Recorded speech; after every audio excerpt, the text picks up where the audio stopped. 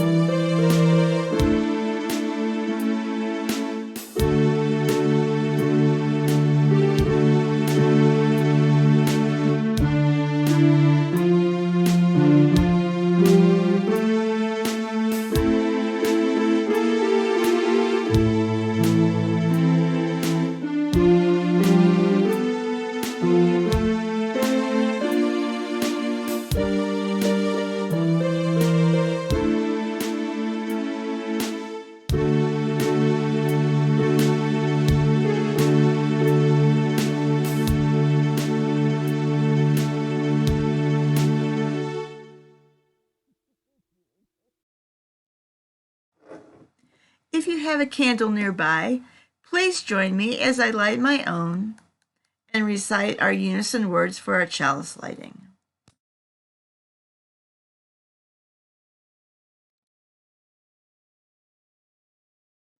We hallow this time together by kindling the lamp of our heritage.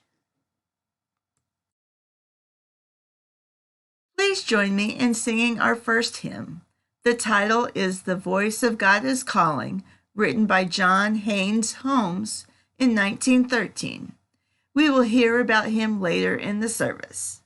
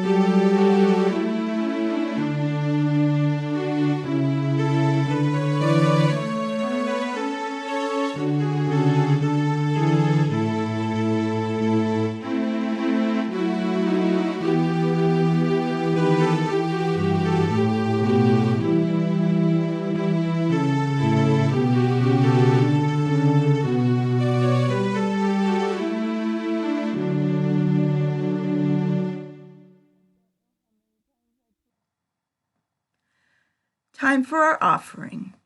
We offer the gentle reminder that this community of faith is supported only by your giving.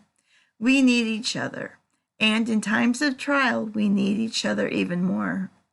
I challenge you all not to only consider stewardship to be about financial donations, but to also ask people to donate time and talent to help our church. If you can't write a check, can you donate some time to serve the community? Can you volunteer to help clean up the grounds?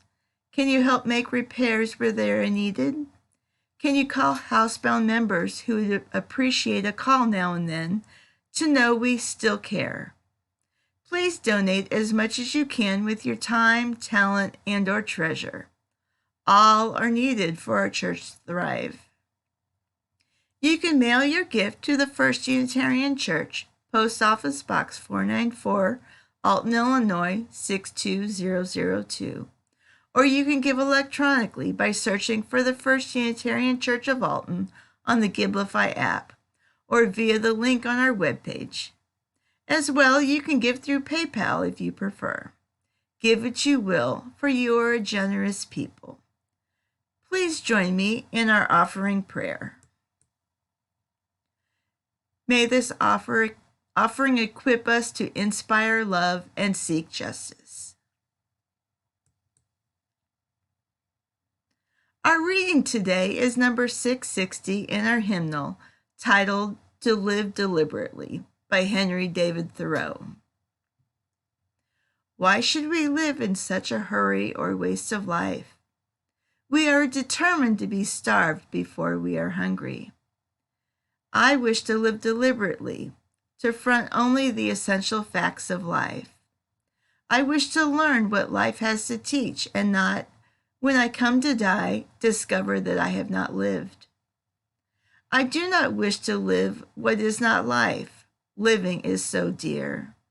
Nor do I wish to practice resignation, unless it is quite necessary. I wish to live deep and suck out all the marrow of life. I wish to cut a broad swath, to drive life into a corner and reduce it to its lowest terms. If it proves to be mean, then to get the whole ungenuine meanness of it and publish its meanness to the world. Or if it is sublime, to know it by experience and to be able to give a true account of it.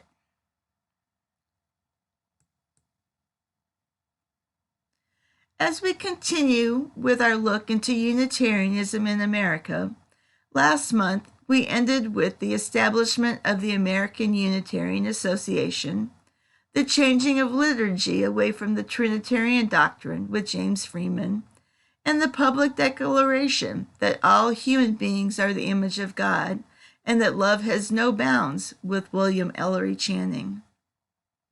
The next section is a continuation of the people of Unitarianism in America from the 18th to the 20th century, as well as a look into the Transcendentalist Movement and Humanists. During the 18th to 20th century, there were numerous people who influenced the Unitarian religion. Some of those people we will hear about today are Thomas Starr King, Jenkins Lloyd Jones, John Haynes Holmes, James Reeve, Ralph Waldo Emerson, Henry David Thoreau, Margaret Fuller, and Curtis Reese. Thomas Starr King was born in 1824 and lived until 1864. He was an American patriot, humanitarian, educator, orator, Freemason, fighter for justice, and a self-taught Universalist and Unitarian minister in San Francisco, California, from 1860 to 1864. He was self-taught and learned the ministry without any earned degree, which reinforced the assumption that talent, and not birthright or background, was what counted. He had literary ties to Boston, Massachusetts, and followed the teachings of Emerson, William Ellery Channing, and Theodore Parker. Thomas believed in one God, and that the Spirit of God was in every person and in everything, pervading every part of his creation. He felt that reason is the essence of faith, else faith is idolatry. During the Civil War, King spoke zealously in favor of the Union and was influential in California politics. Abraham Lincoln credits Thomas Starr King for preventing the secession of California from the Union, and is sometimes referred to as the orator who saved the nation. In addition, King organized the Pacific branch of the United States Sanitary Commission, which cared for wounded soldiers and was the predecessor to the American Red Cross. Thomas Starr King's visibility and distinction greatly contributed to the spread of Unitarianism on the West Coast. Jenkins Lloyd Jones was a Unitarian minister in the United States and also the uncle to Frank Lloyd Wright. Jenkins Lloyd Jones was born in Wales in 1843 and was the seventh of 10 children. His family attended the Unitarian Church in Pontypridd, Wales. 9 of Jones's uncles were Unitarian ministers, as well as his father, who farmed, made hats, and occasionally conducted church services. The family immigrated to the United States in 1844. In 1862, Jenkins enlisted in the 6th Battery of the Wisconsin Voluntary Army. His experience during the Civil War convinced him that people must find another way to settle their differences. He became an outspoken pacifist after the war. After the war, he was inspired by, quote, some sort of spiritual explosion, as he decided to enroll in Meadville Theological School in Pennsylvania, a Unitarian institution that later became Meadville Lombard Theological School. There he explored the implications of the theory of evolution and his ideas on God, and became a leader in his class by the time he graduated. He became a minister of the liberal Christian church in Winnetka, Illinois, but found it to be too constricting, so he went on to become a traveling missionary, where he founded several other churches in Illinois. He traveled extensively, going as far as California, helping find ministers to fill vacant pulpits, attending conferences, installations, ordinations, and dedications. In 1876, Jones became a liaison to the American Unitarian Association and also co-founded Unity, a weekly publication. As a radical theist, he tried to move Unitarianism away from Christian focus toward a non-sectarian engagement with world religions. After moving to Chicago, Illinois in 1882, Jones met with a dozen of members from the nearly defunct Fourth Unitarian Church. By the following year, he had led its reorganization as All Souls Church, and continued to serve as their minister there for the rest of his life.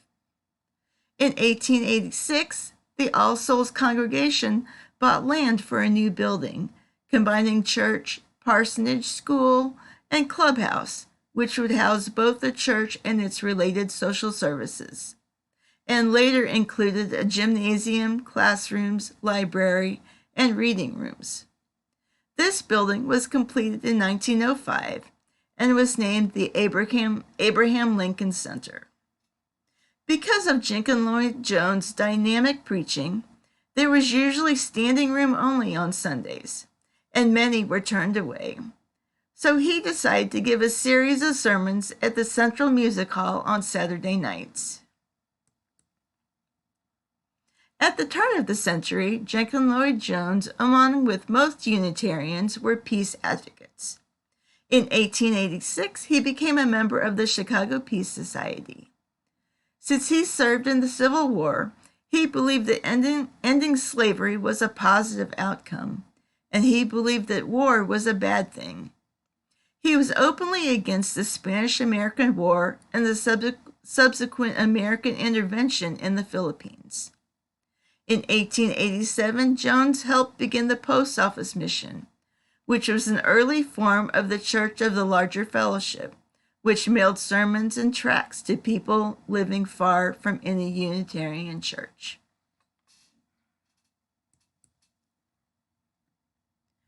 Norwood Chopin was born in June of 1870 in Czechoslovakia. His parents were simple peasant folk with limited education. His father was a tailor and a religious agnostic, and his mother was a devout Roman Catholic. Norwood Chopin was a founder of the modern Unitarian Church in the Czech Republic. Chapin was born into a Catholic family in the southern Bohemia in the Czech Republic. As a child, he always wanted to be a priest, but soon became disillusioned with the church. At age 18, he left the Catholic Church and became a Baptist minister and a Bible distributor. He traveled widely as a Baptist evangelist. His religious ideology became progressively more liberal, and through his research in the Moravian archives, he was soon influenced by the free Christianity and the free Christian faith that was native to his people, the Romanians from the 16th century, that had been buried and forgotten. In 1903, he wrote Fragments of the History of Persecuted Christians, in which he documented that he considered the Bohemian and Moravian roots of the free faith he was struggling to find. He praised their religious convictions by stating, quote, "They valued the spiritual life above any teaching or dogmatics," end quote. Chapin became involved in an international religious organization, now called the International Association for Religious Freedom, IARF, which is founded in 1900 by the Unitarians. In 1910, at the Berlin IARF Congress, Chapin was introduced to officers of the American Unitarian Association. In 1914, he and his wife and their 8 children fled to the United States. Norwood became an editor of a Czech language newspaper and served as a pastor for the First Slovak Baptist Church in Newark, New Jersey. Shortly after arriving in the U.S., Chapin was widowed, and then in 1917, he married another Czech expatriate, Maja Oktovec. Chapin faced several heresy trials and attempts to expel him from the Baptist Association for pursuing an increasingly liberal religious perspective. Norwood resigned as a Baptist minister in 1919, and he and his wife began to attend a Unitarian church in New Jersey. They joined the First Unitarian Church of Essex County in Orange, New Jersey in 1921. A few months later, in 1921, the couple decided to bring Unitarianism back to their homeland, newly independent after World War I. They built a vigorous nationwide religious movement and formed a new Unitarian congregation in Prague, which was called the Liberal Religious Fellowship. Its membership grew rapidly, and after 20 years, the church grew to 3,200 members and was the largest Unitarian congregation in the world. Chapin's wife, Maja Chapin, was also ordained as a Unitarian minister in 1926. With financial help from the American Unitarian Association and the British and Foreign Unitarian Association, Norwood and Maja acquired and renovated a medieval palace for a meeting space. In 1930, the Unitarian Church of Czechoslovakia was officially recognized by the Czech government. As well as building a church, Chopin created institutions based on his ideas about education.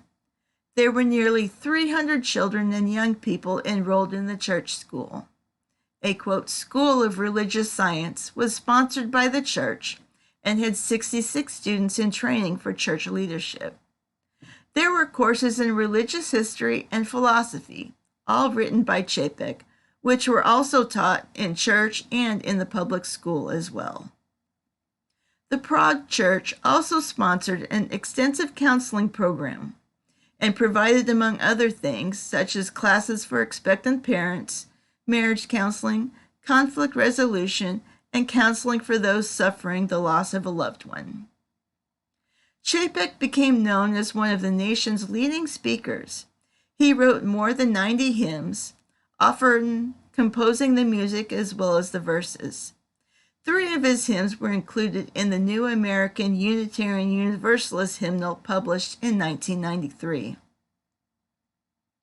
About his faith, he wrote, quote, "It is my ideal that Unitarian religion in our country should mean a higher culture, and that the church's tasks must be to place truth above any tradition, spirit above any scripture, freedom above authority, and progress above all reaction."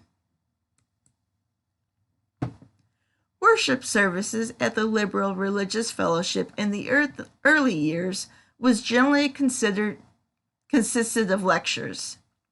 The minister wore no robe, and the congregation got rid of the elaborate rituals, singing of hymns, and formal prescribed prayers. Some members felt that the congregation lacked a spiritual dimension.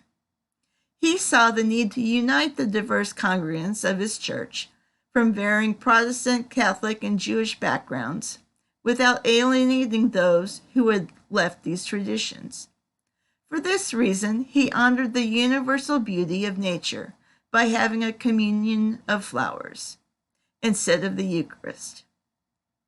In response to the congregational feedback, in June of 1923, Chapin created the Flower Celebration, or Flower Communion, where each member would bring a flower to the church, where it was placed in a large central vase.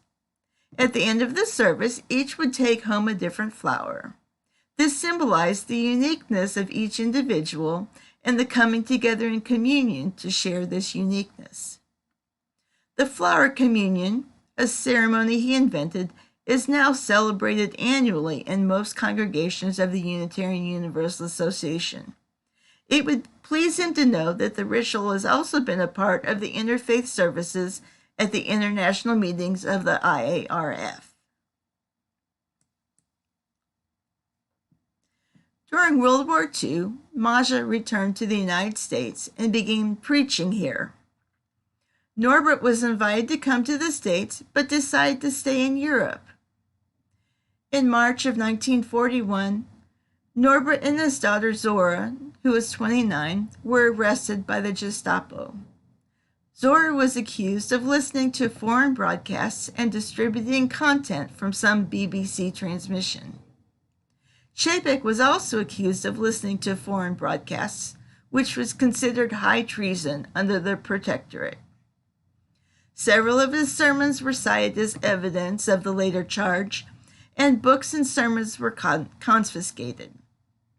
In 1942, the appeals court found Chapin and his daughter innocent of the treason charges, but the Gestapo ignored court's recommendations and sent Chapin to Dachau, where he was imprisoned, tortured, and eventually gassed in the late 1942. Zora was sent to a forced labor camp in Germany. When the news of his death reached the United States, the American Unitarian Association president, Frederick May Elliott, wrote, quote, "Another name is added to the list of heroic Unitarian martyrs, by whose death our freedom has been bought. Ours is now the responsibility to see that we stand fast in the liberty so gloriously won." Chapin was one that sustained thousands of his compatriots during the darkness of the Nazi occupation from 1939 to 1945. His faith enabled him to endure his own martyrdom, with heroism confirmed by survivors of the concentration camp in Dachau who knew him there. Please join me for our next hymn, number 8, Mother Spirit, Father Spirit, words and music written by Norwood Chopin. Dave Rowe has given me permission to use his video of this hymn. Please check out his information in the description of this video.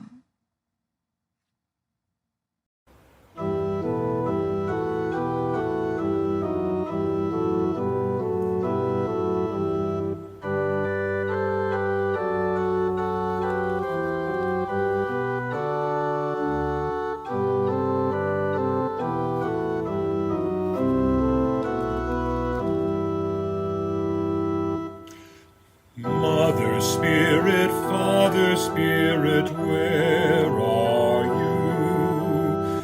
In the sky song, in the forest sounds your cry. What to give you, what to call you, what am I? Many drops are in the ocean deep and wide. Sunlight bounces off the ripples to the sky. What to give you, what to call you, who am I am empty, time flies from me, what is time? Dreams eternal, fears infernal haunt my heart. What to give you, what to call you, oh my God. Mother Spirit, Father Spirit, take our hearts, take our breath and let our voices sing our parts. Take our hands and let us work to shape our art.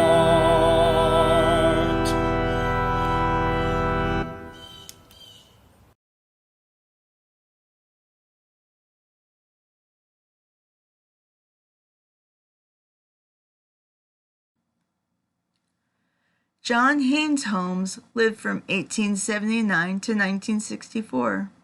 He was a Unitarian minister, a prominent social activist, pacifist, and a hymn writer throughout much of the first half of the 20th century. He attended public school in a suburb in Boston, went on to study at Harvard, graduating in 1902.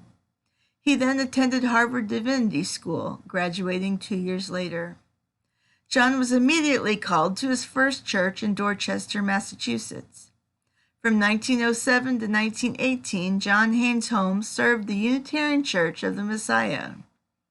In 1918, he decided to leave the American Unitarian Association over the difference in policy towards World War I.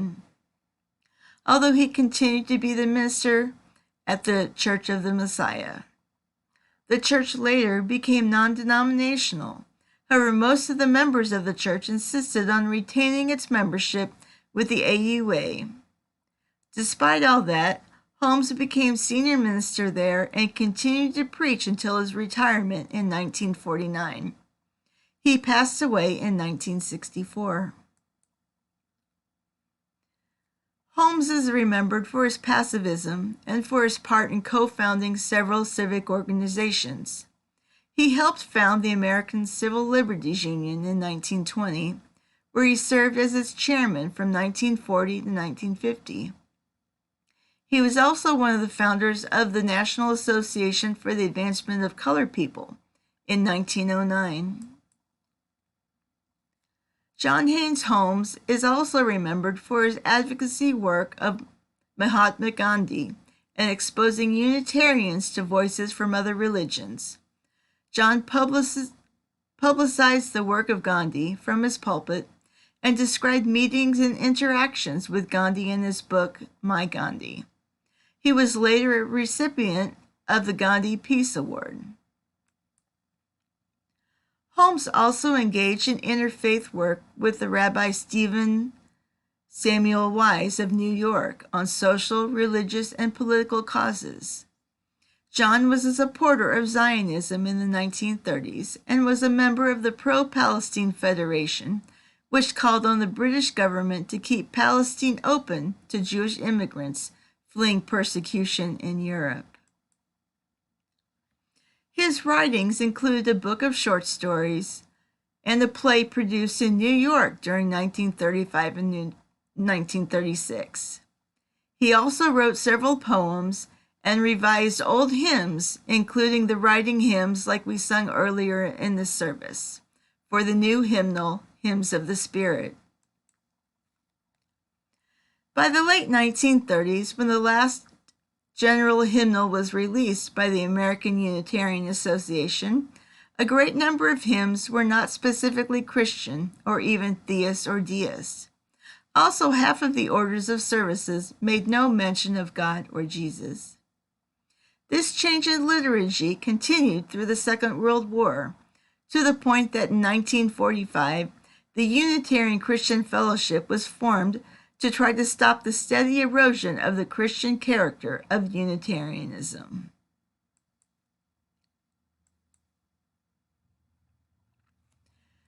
James Reeve was born in Kansas in 1927. After high school in 1945, he joined the Army, despite that his commitment to the ministry made him exempt from service. After 18 months of service, he was honorably discharged as a technical sergeant, 3rd class. He attended Princeton Theological Seminary in Princeton, New Jersey, where he earned his bachelor's in divinity in 1953. 3 days later, Reeve was ordained a Presbyterian minister and accepted a position at the Philadelphia General Hospital as chaplain to hospitals for Philadelphia Presbyter. To become a more effective counselor, he went back to school at Conwell School of Theology, where he earned a degree in pastoral counseling in 1955. As a scholar of theology, James Reeve began to grow away from the traditional Presbyterian teachings and was drawn to the Unitarian Church. In March 1957, he resigned from his Presbyterian chaplaincy and contacted the American Unitarian Association about transferring his fellowship from Presbyterian to Unitarian. Reeve appreciated the Unitarian Church's emphasis on social action and soon became active in the civil rights movement during the 1960s. James Reeve was a Unitarian minister from Boston, Massachusetts in the 1960s. While participating in the civil rights actions in Selma, Alabama in 1965, James Reeve was murdered by white segregationists and died of head injuries in the hospital 2 days later after being severely beaten. Reeve was a witness to the truth that men of different races, classes, might live, eat, and work together as brothers. This photo is a picture of the marchers who paid tribute to James Reeve after his death. His death resulted in a national outcry against the activities of white racists in the Deep South. Reeve's death provoked mourning throughout the country, and tens of thousands held vigils in his honor. President Lyndon B. Johnson invoked Reeve's memory when he delivered a draft of the Civil Rights Act to Congress in 1965. Which prohibited discrimination on the basis of race, color, religion, sex, or national origin in public places, provided for the integration of schools and other public facilities, and made employment discrimination illegal. The same day, Martin Luther King Jr., who eulogized at Reeve's funeral in Selma, stated, quote, "James Reeve symbolizes the forces of goodwill in our nation," end quote. The Unitarian had divinity schools for those wanting to become ministers in the Unitarian faith. When most theological schools during the 18th, 20th centuries were Calvinistic-based, there were 3 schools during this period were Meadville Theological School in Meadville, Pennsylvania, Harvard Divinity School in Cambridge, Massachusetts, and Starr King School for the Ministry in Berkeley, California. Meadville Theological School was founded in 1844 and funded by a newly converted Christian Unitarian and wealthy businessman, and from the Independent Congregational Church. Meadville later merged with Lombard Theological School, a universal theological school in the 1930s, and moved to Chicago, Illinois. It is now known as Meadville Lombard Theological School.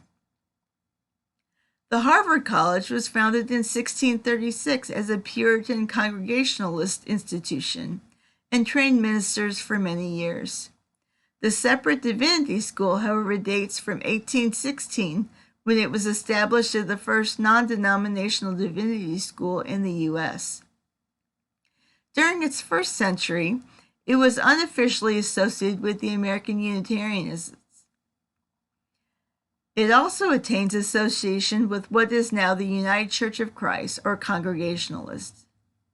Throughout the 18th century, with the emerging ideas of enlightenment, the power of reason and free will became widespread within the Congregationalists and added tension between them and the more traditional Calvinists.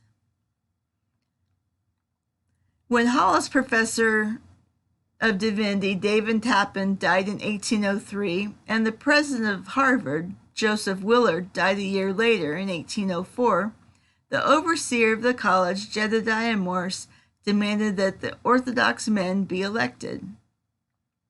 Nevertheless, after much struggle, the Unitarian Henry Ware was elected in 1805, which signaled the changing of the tide from the dominance of traditional Calvinist ideas at Harvard to the dominance of liberal Unitarian ideas.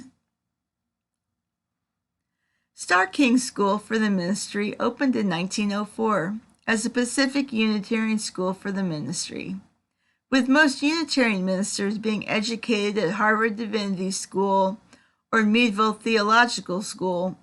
The new seminary would meet the needs to train religious leaders serving the progressive churches west of the Rocky Mountains. In 1941, the school changed its name to honor the Reverend Thomas Starr King, minister of the First Unitarian Church of San Francisco. Unitarians in the 19th-20th centuries were activists for social justice, peace, and racial justice for all people. We will not stop singing, marching, praying, or shouting until the world can sing along. Please enjoy this video of We Will Not Stop Singing by the Chapin Sisters, arranged by Adam Pod and featuring the First Unitarian Brooklyn Choir.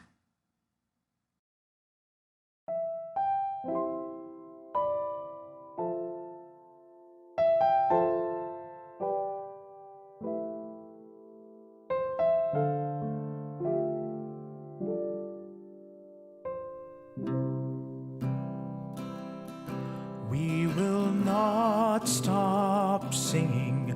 We will not stop singing. We will not stop singing till the world can hear the song, till the world can sing along. We will not stop marching. We will not stop marching.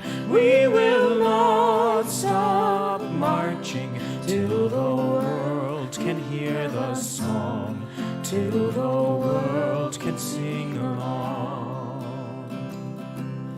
Till the world can sing, till the world can sing, till the world can sing along. Till the world can sing, till the world can sing, till the world can sing along. We will not stop praying. We will not stop praying. We will not stop praying till we all can get along, till the world can sing our song.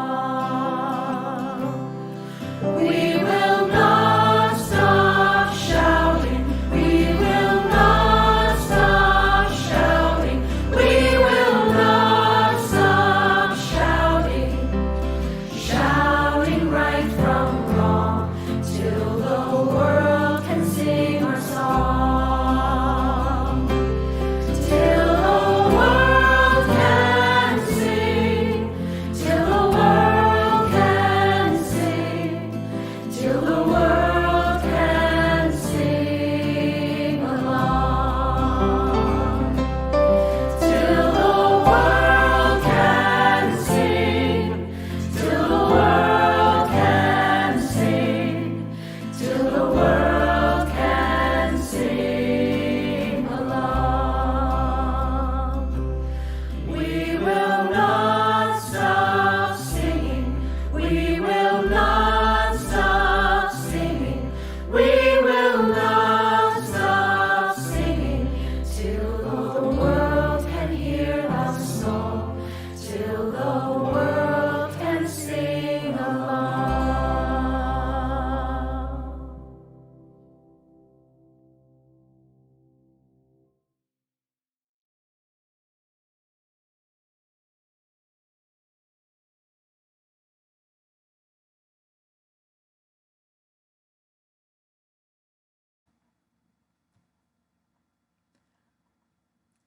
We now move on to the Transcendentalist movement in America from the 1830s to the 1880s.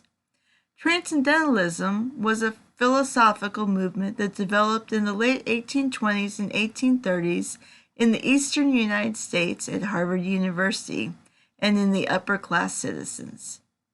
Transcendentalism arose as a reaction to protests against the general state of intellectualism and spirituality at the same time.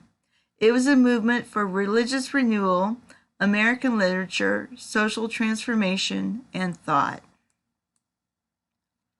The core belief of Transcendentalism is that there is inherent goodness in people and nature. Transcendentalists were critical of government and believed that society and its institutions have corrupted the purity of the individual, and that they should have faith in people who are at the best when they are truly, quote, self-reliant and, quote, independent. They preferred imagination, creativity, and the human spirit.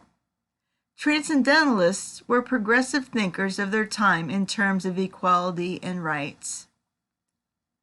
Transcendentalism was not a rejection of Unitarianism. Rather, it developed as an organic consequence of the Unitarian emphasis of free conscience and the value of intellectual reason. They were concerned about self-culture and sense of moral seriousness and a tendency toward individualism and the belief in the importance of literature and an interest in moral reform. The Transcendentalists looked to certain Unitarians as ministers, especially William Ellery Channing, but they rejected key aspects of the Unitarian worldwide view, starting with their rational and historical Christian views. Transcendentalists believed religious truths could be known naturally and tended to reject the idea of miraculous inspiration and dismissed the claim that the Bible had unique and miraculous events. The Transcendentalists began to see religious value in sacred writings beyond the Bible, including those of Buddhists, Hindus, and Muslims. Thus, the Transcendentalists became pioneers in the American study of comparative religion. These ideas were controversial, and the theological conservative Unitarians accused the Transcendentalists of being infidels and atheists.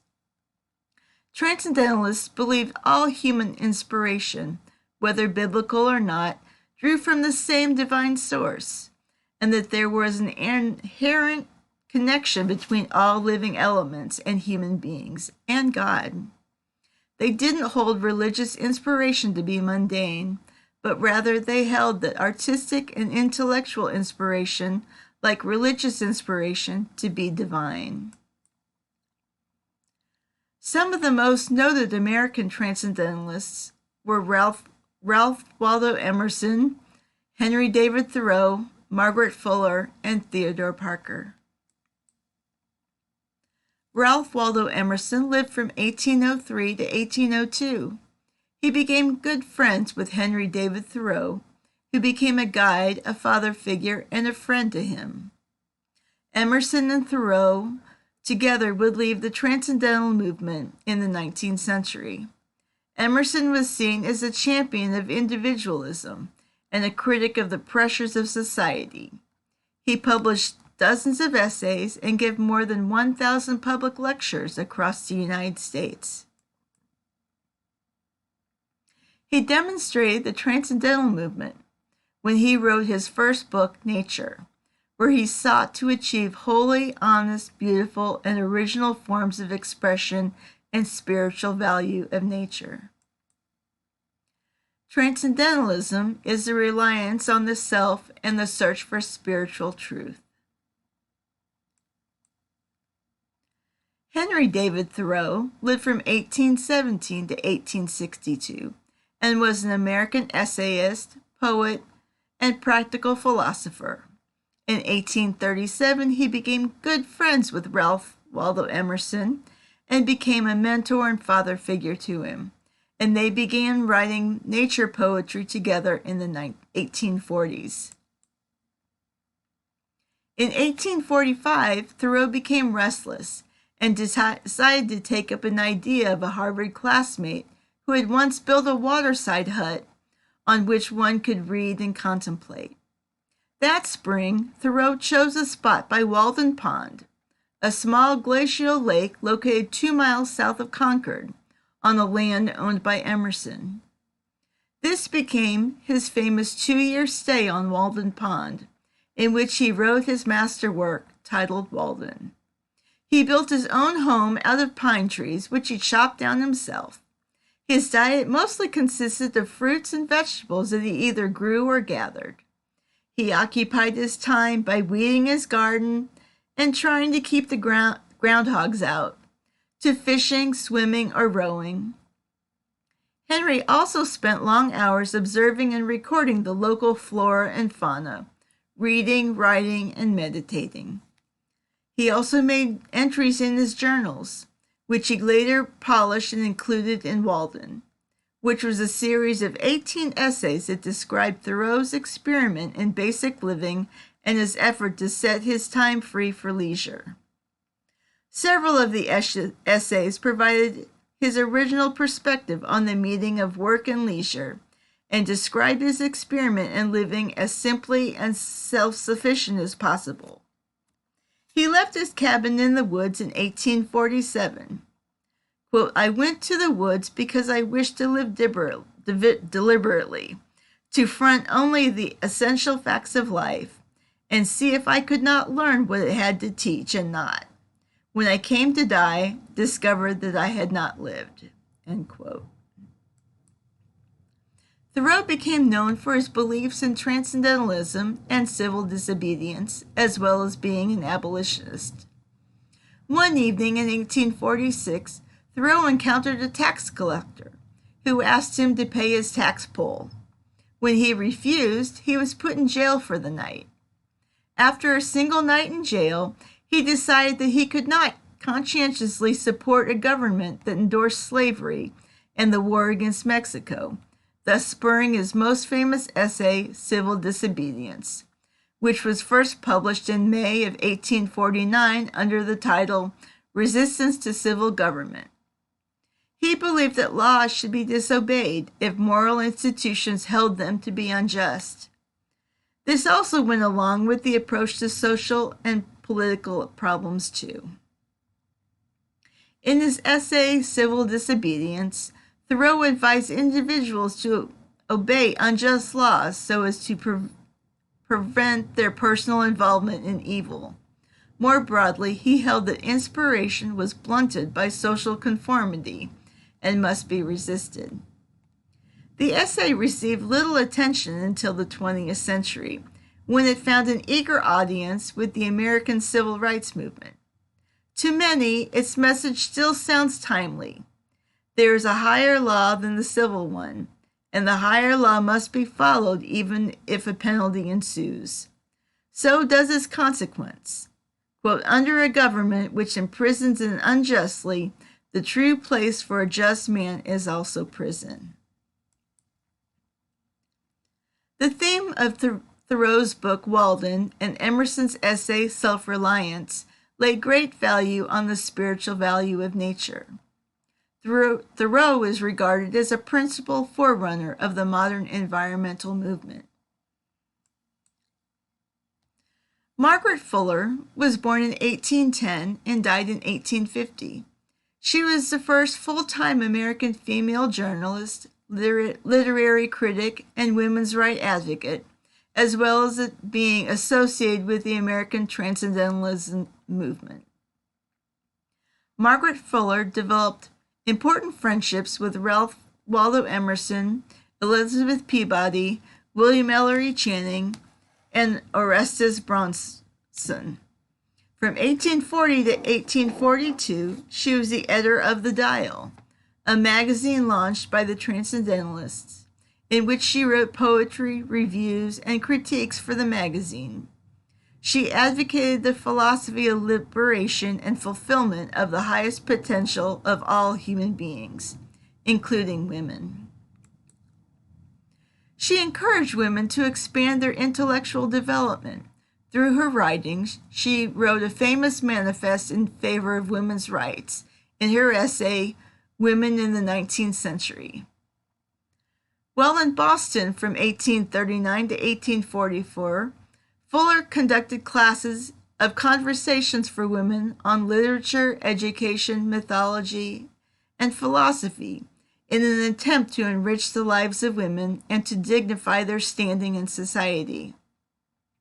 It was the same purpose when she wrote her famous book, Women in the 19th Century, which demanded political, emotional, intellectual, and spiritual equity for women. This book urged young women to seek greater independence from home and family through education. She disdained the notion that women should be satisfied with only domesticity, suggesting that women should be allowed to fulfill their personal potential by doing whatever appeals to them. Women in the 19th century also advocated for the reform of personal property laws, which were unfair to women. In her book, she also had frank discussions about marriage and relations, which were considered scandalous, but brought the issues of women's rights to the national forefront. Please join me in singing number 44. We Sing of Golden Mornings. Words are by Ralph Waldo Emerson.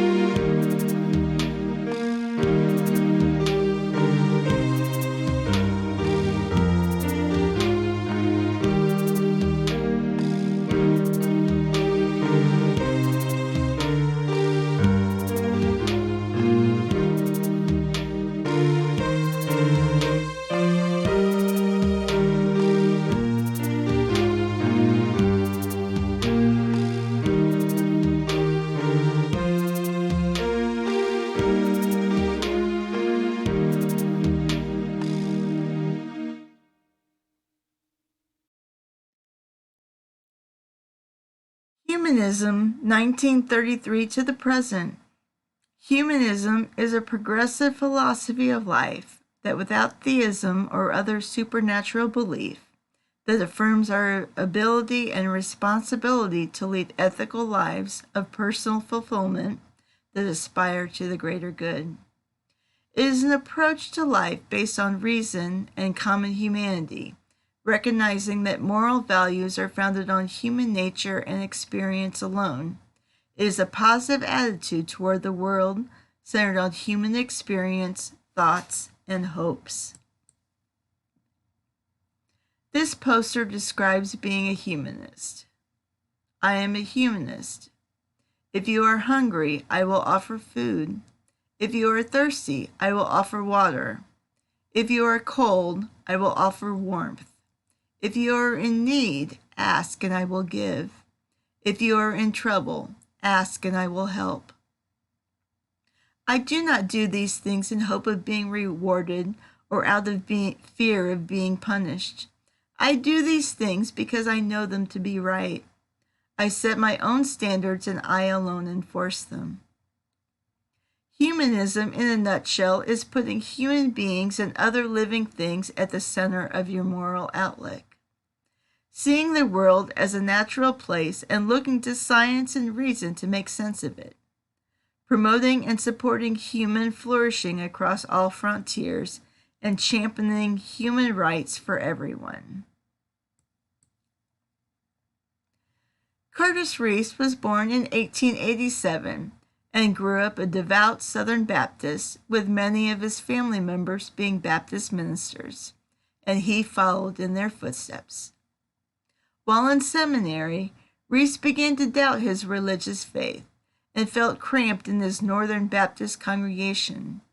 He decided that he wanted to transfer to a more liberal ministry. Reese arranged a meeting with the Western Unitarian Conference and was recommended for the ministry at the First Unitarian Church of Alton, Illinois. He served as a minister there from 1913 to 1915, where a new spirit permeated the church, as well as members increasing while he was at First Unitarian Church of Alton. Curtis also became known in Alton for establishing an anti-crime syndicate to try to clean up Alton's crime reputation, where gambling and prostitution thrived. Afterwards, he began receiving threatening notes from the underworld and had shots fired at him on several occasions. In 1915, Curtis Reese left Alton to become the minister of the First Unitarian Church in Des Moines, Iowa, and later went on to preach his first humanist sermon from any pulpit in America. A major humanist milestone was achieved in 1933 when the Humanist Manifesto was written. Through the collaboration and agreement of 34 national leaders, including philosopher John Dewey, Unitarian author and politician Lester Mondale, and Curtis Reese. The public signing detailed the basic tenets of humanism. The Humanist Manifesto is a 15-point belief system in which the first 4 points provided that 1. Religious humanists regard the universe as self-existing and not created. 2. Humanism believes that man is part of nature and that he has emerged as a result of a continuous process. 3. Humanists look to the scientific method instead of religion to form answers, which is atheism. And 4. Humanists will take the path of social and mental hygiene and discourage unreal hopes and untruthful thinking. In 1941, John Reese and John Dietrich were credited as the co-founders of the American Humanist Association. The goal of the AHA was not to establish a religion, but instead to recognize the non-theistic and secular nature of humanism, to organize its advocates, and align the organization for mutual education of both its religious and non-religious members. In 1956, Curtis Reese was acknowledged for being a humanist pioneer. This happy human symbol is a symbol adopted around the world by humanists. It represents the beliefs that we have only one life to live, so we must try to make it happy and fulfilling for everyone. In 1960, the AHA was the first organization to support abortion rights and was instrumental in founding pro-choice organizations like the Religious Coalition for the Reproductive Choice. Religious humanism fosters non-theistic rituals and community activities that fosters the individual and collective well-being of human needs, interests, and abilities to help heal the world. Secular humanism is described as a non-religious worldview rooted in science, naturalistic philosophy, and humanistic ethics, which promote universal values such as integrity, benevolence, fairness, and responsibility. They believe that with reason, an open marketplace of ideas, goodwill, and tolerance, there can be progress made toward building a better world for ourselves and future generations. Some famous 20th century humanitarians are Isaac Asimov, Kurt Vonnegut, Margaret Atwood, Charles Dawkins, Bill Nye, Carl Sagan, John Dewey, Gloria Steinem, Steve Allen, Oliver Stone, Gene Roddenberry, Katharine Hepburn, Malvina Reynolds, Kristen Bell, Dax Shepard, Amy Goodman, Michelle Goldberg, and The Onion. A quote from one of the country's famous authors, Isaac Asimov, who in 1984 was Humanist of the World and past AHA president. Quote, "Humans recognize that it is only when people feel free to think for themselves, using reason as their guide, that they are capable of developing values that succeed in satisfying human need and serving human interests." End quote. The humanist theology has also made a big impact on Unitarianism, as some congregations lean more toward these beliefs of thinking for themselves, using reason and respect for others in making decisions, finding meaning, beauty, and joy in the one life we have without the need for an afterlife, and looking to science instead of religion as the best way to discover and understand the world, and believing that people can use empathy and compassion to make the world a better place. Please join me in our last hymn, number 313 in our gray hymnal, "Oh, what a piece of work are we." Words were written by Malvina Reynolds, singer, songwriter, and humanist.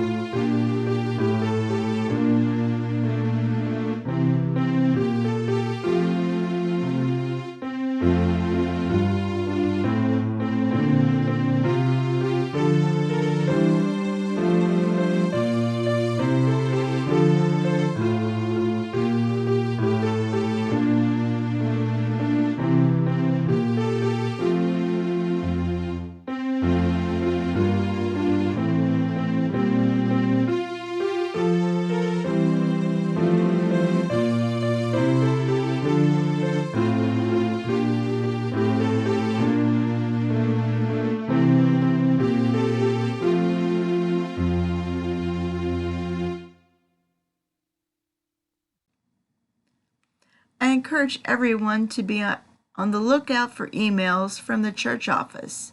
They are the best way to keep up to date on announcements and updates for the First Unitarian Church of Alton. You may also check our website, newsletter, and Facebook page. Please contact the church office if you have any event or announcement that you would like us to share via our weekly Church This Week email.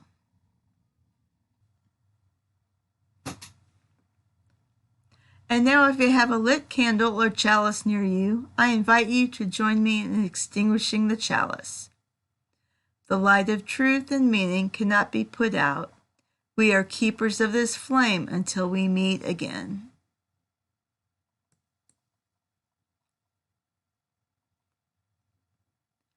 Today we heard about the continuation of some of our Unitarian forefathers in America from the 19th to 20th centuries, with those who found civic organizations such as the ACLU and NAACP, who fought for and died for peace, for social reforms such as abolition, temperance, prison reform, women's rights, government resistance, and environmental justice.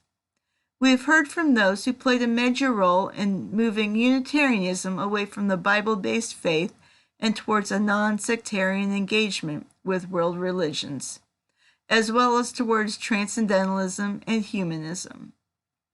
Although there are more people who were influential in the development of Unitarianism throughout history, the people I have covered is a significant list.